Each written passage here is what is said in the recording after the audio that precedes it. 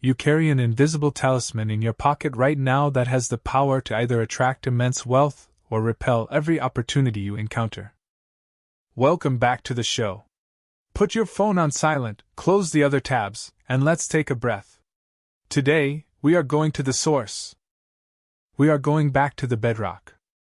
You know, in this modern era of self-help, productivity hacking, and the relentless pursuit of optimization, we often feel like we're drowning in new theories. Every week there's a new guru, a new app, a new framework for thinking. But if you peel back the layers, if you dig down through the geology of personal development literature, you eventually hit the granite foundation. You hit the source code. And that source code is often found in the collaboration between Napoleon Hill and W. Clement Stone.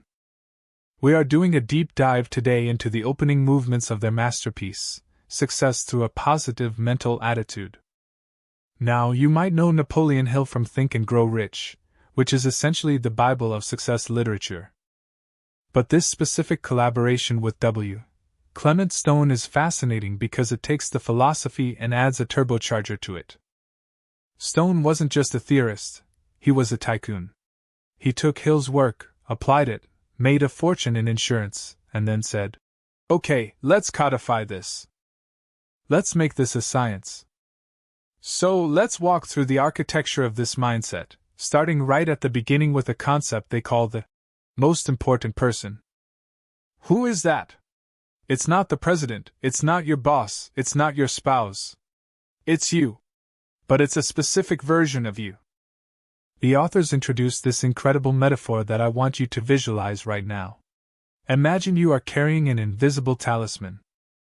It's heavy, it's ancient, and it's two-sided. On one side, stamped in gold, are the letters PMA, Positive Mental Attitude. On the other side, stamped in rust and shadow, is NMA, Negative Mental Attitude. The central thesis here is terrifyingly simple. This talisman is a magnet.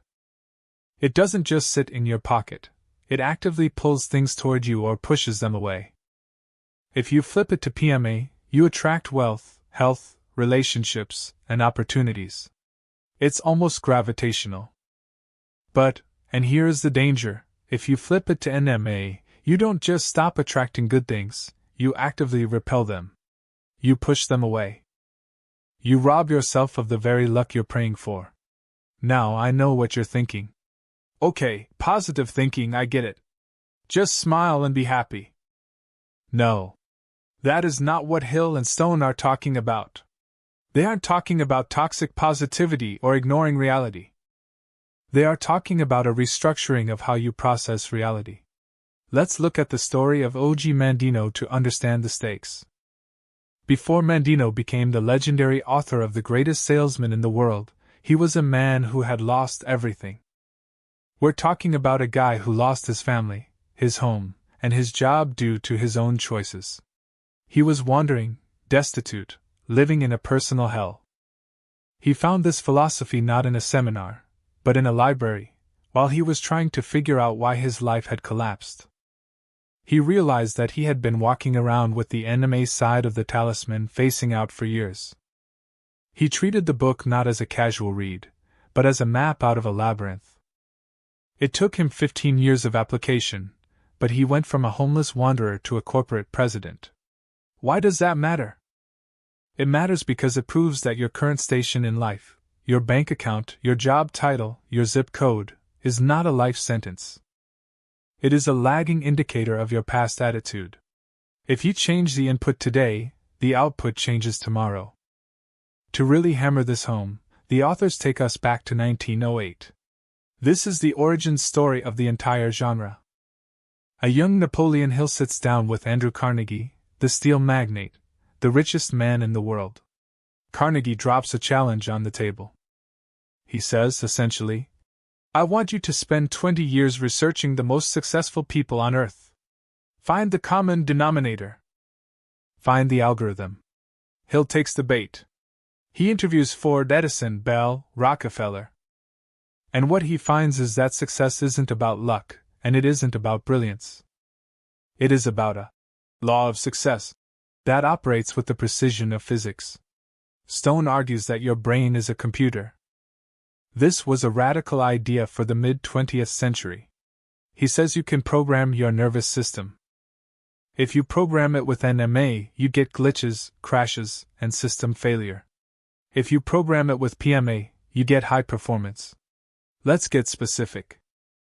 Let's talk about S.B. Fuller.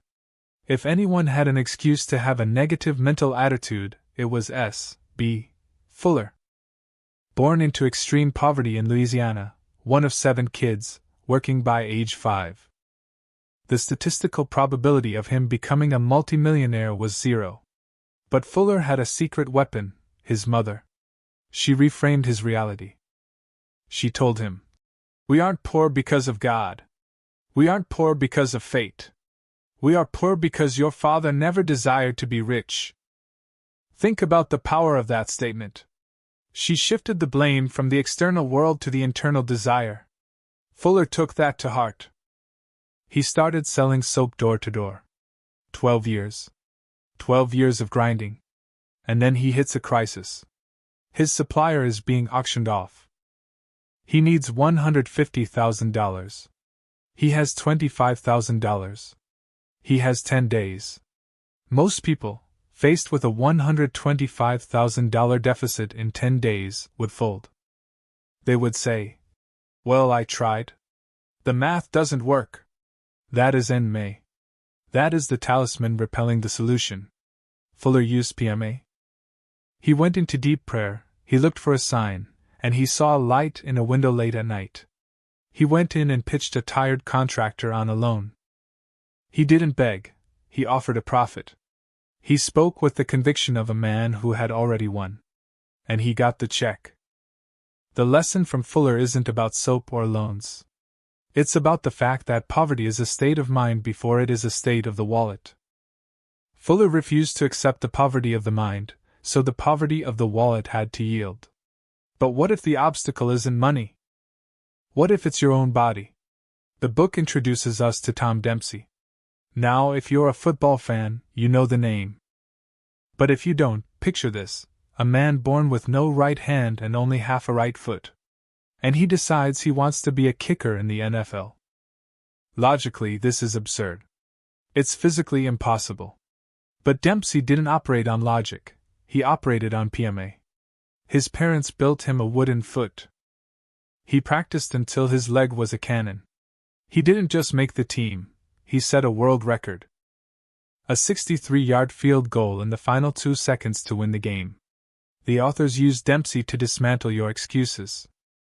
If a man with half a foot can become a world champion kicker, what is your excuse? "Oh, I'm too tired. I don't have the right degree. The economy is bad." Dempsey proves that adversity contains the seed of an equivalent benefit. His disability forced him to develop a level of focus and technique that able-bodied kickers never needed. He flipped the talisman. Let's pivot to the mechanics of how this works in business and decision-making, because this is where the rubber meets the road. We have the story of the woodcutter and the innkeeper. This is a parable about how NMA literally blocks luck. An innkeeper finds a fortune, thousands of dollars, hidden in a log. He's a good man, a PMA man, so he wants to return it. He tracks down the woodcutter. But the woodcutter is a cynic. He lives in a world of suspicion. When the innkeeper asks him about the woodcutter thinks he's being tricked or interrogated. He shuts down. He hangs up. He refuses to talk. Because of his suspicion, his negative mental attitude, he blocks the fortune that was trying to find him.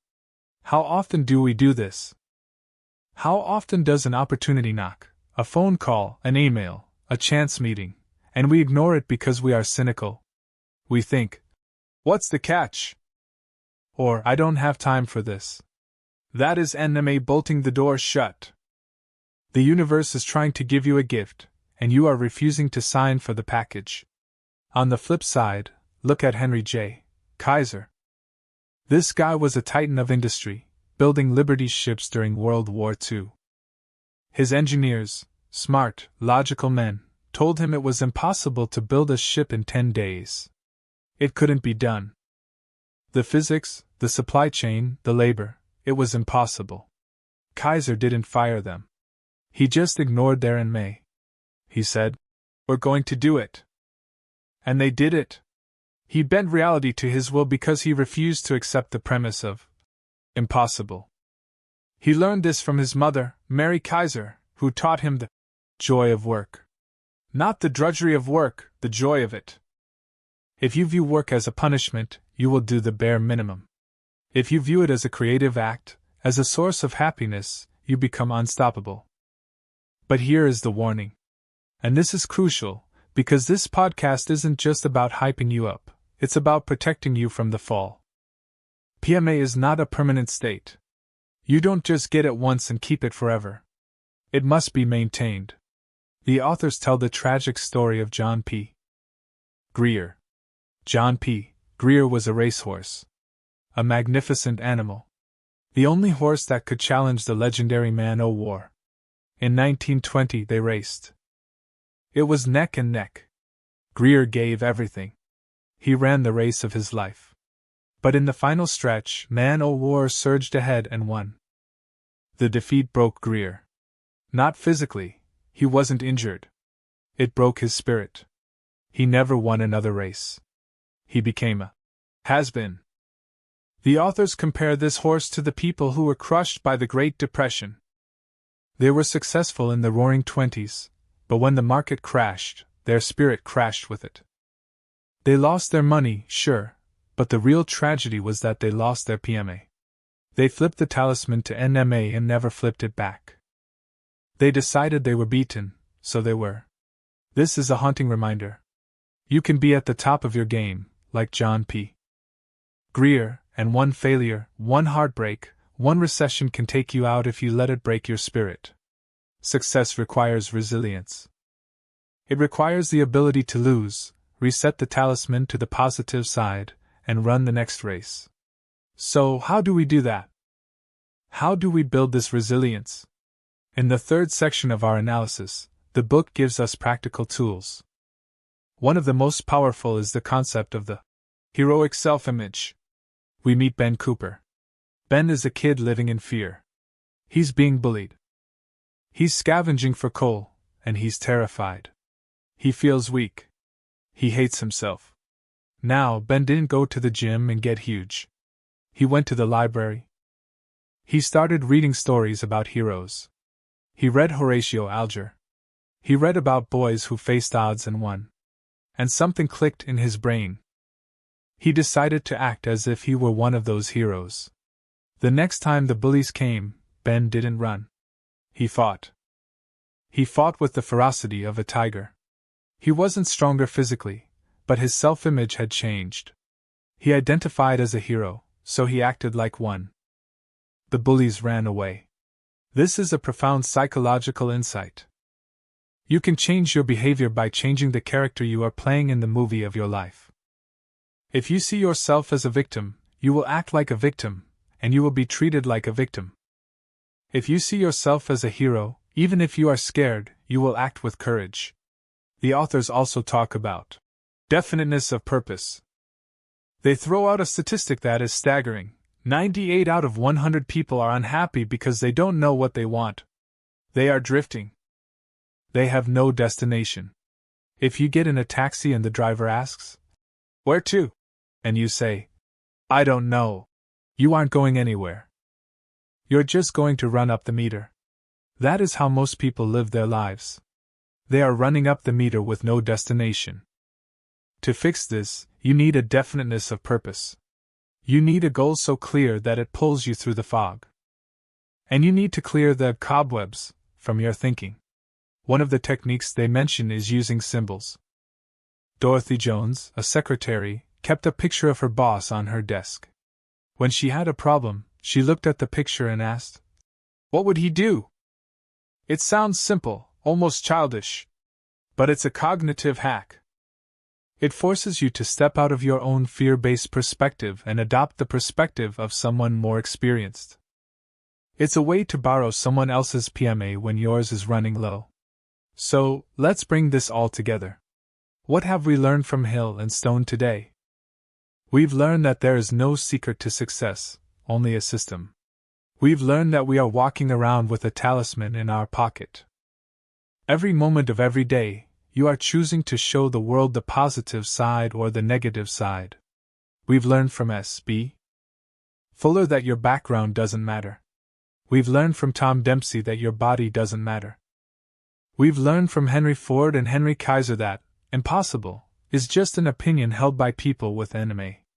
But we've also been warned. We've looked at the tragedy of the racehorse John P. Greer. We know that if we let failure break our spirit, we lose everything. We have to be like Al Allen, the salesman who took a day of 0 sales and turned it into inspiration, not depression. He used dissatisfaction as fuel. The book asks you to meet the most important person.